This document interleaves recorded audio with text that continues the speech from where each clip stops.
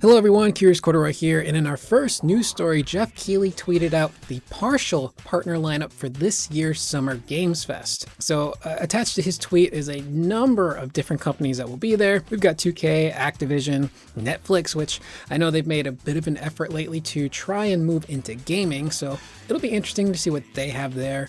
EA is going to be there, Bandai Namco, my two favorites, Capcom and Square Enix, Sega and Warner Brothers, as well as a myriad of others. So Sony and Microsoft will both be there representing PlayStation and Xbox. Nintendo is missing though, so I don't know if Nintendo is going to be a partner that is announced at a later date, or if Nintendo is just going to Nintendo and do their own thing on their own time. They really don't need to be a part of stuff like this because they're Nintendo. Interestingly enough though, with Sony being there, tomorrow is their State of Play, and everyone thought that this was just going to be a State of Play that was on its own, separate from Summer Games Fest, with Summer Games Fest starting next week. However, they did tweet out a reminder about tomorrow's State of Play, and in their infographic, they actually do have the Summer Game Fest watermark there. So it looks like tomorrow is the official start of Summer Game Fest, and we could potentially see some of these companies at that State of Play, especially since it's supposed to be focused not only on the PSVR 2, but on third-party companies. The State of Play itself is coming in under 30 minutes, so I would not be surprised if 10 of those minutes are dedicated solely to the PlayStation VR 2.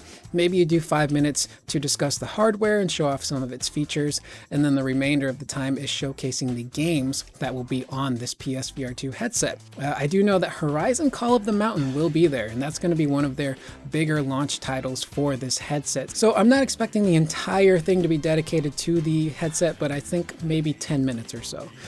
So Capcom and Square Enix hopefully will show up at tomorrow's State of Play.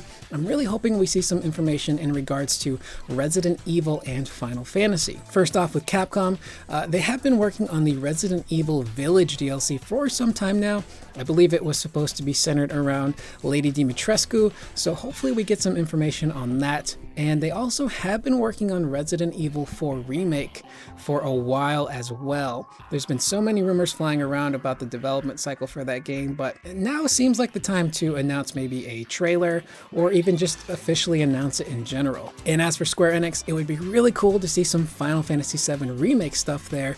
Maybe we could get some short little trailer that's a CGI trailer, or maybe they could just even announce something as simple as the subtitle for the game. What's it going to be called? What's it going to involve? I don't expect it to be there, but it would be cool if it was. I do expect to see Final Fantasy 16. That game is seemingly near completion, so Square Enix showing up to show off that game would not be surprising. However, I also do think that if they're going to show off 16, either Square is going to want to do it themselves, or they're going to want a State of Play dedicated solely to 16. So everything is up in the air right now. I know there were some fake leaks that happened over the weekend, which I put no stock in.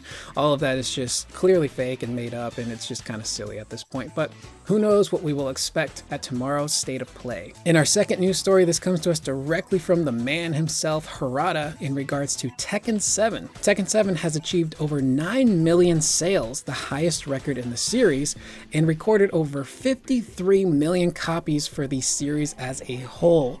Tekken is my favorite fighting game franchise, so it's really cool to see the franchise is still around and it's healthy. It's doing really well. And if anything, it's the most popular that the series has ever been. So moving into consoles like Xbox and PC has really helped grow the player base. Now, Harada, for the love of all things Mishima, please let Tekken 8 have proper rollback netcode.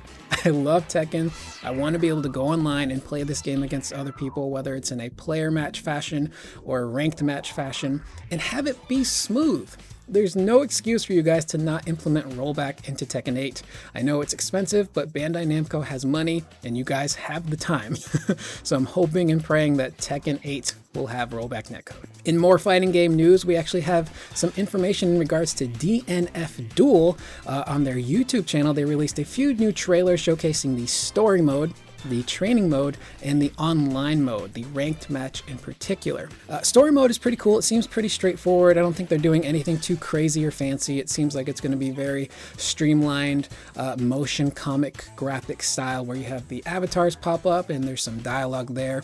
Looks like we're going to learn a lot more about the lore of this game. I did not play DFO, so I'm not too familiar with the world or the characters, but it looks like the story mode will be pretty bare bones, but hopefully entertaining enough. Now, the interesting thing is the online trailer for the ranked mode. It looks like we're going to get a standard menu for the ranked matches, which is great. Being able to go into a menu and just hitting ranked match and waiting for your opponent, or fighting the CPU or training while you're doing that, that's what a lot of people wanted. Interestingly enough, in none of these trailers did we see that lobby system that we saw from the beta. You know, the one where you had the chibi little characters and you'd walk into an arcade environment, walk up to a cabinet and challenge somebody. That was nowhere to be seen in any of these trailers. So either that's going to be something that's reserved strictly for player matches, or maybe they listened to feedback from a lot of people and they just got rid of it. I know that the lobby system has received a lot of backlash. It's the same with Guilty Gear Strive, where a lot of people just didn't like that.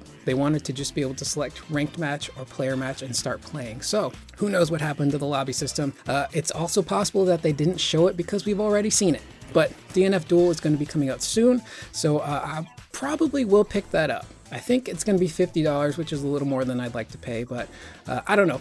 I'll see it as more information comes along, whether or not I will buy it day one. And in our last story, TMNT Shredder's Revenge may have had its release date revealed. This comes to us from PlayStation Game Size on Twitter, with them tweeting, according to PlayStation database, Teenage Mutant Ninja Turtles Shredder's Revenge is coming June 16th, 2020. They do mention that this could just be a placeholder, but a June 16th release date makes a lot of sense. .emu is behind this game, and they're also scheduled to be at this year's Summer Games Fest. So I would not be surprised if somewhere throughout this Summer Games Fest we have TMNT show up and they shadow drop the game, or at least confirm that this June 16th announcement is in fact real. Maybe this is something that could show up on PlayStation Plus or on Game Pass. Either way, I'm very excited for this game to finally come out. It looks like it's going to be a huge, awesome throwback to the old days of TMNT, like Turtles in Time, and I'm just really excited. And they've seemingly released a lot of gameplay footage for this game. Marketing hasn't quite kicked up just yet, but if you look at another .emu game in Streets of Rage 4, if I'm not mistaken, that game was announced and released all within a 13-day window. So the same could be done for TMNT, and I would not be shocked if it shows up either at tomorrow's State of Play, at a press conference from Microsoft, or just sprinkled throughout Summer Games Fest as a whole. So that's the video, guys. I'm Curious Corduroy. As always, please leave your thoughts in the comments down below. Let me know what you think about any of this news, and is there anything in particular that you are looking forward to at this State of Play or Summer Game Fest as a whole. I will see you guys in the next video, and please remember to always be excellent to one another.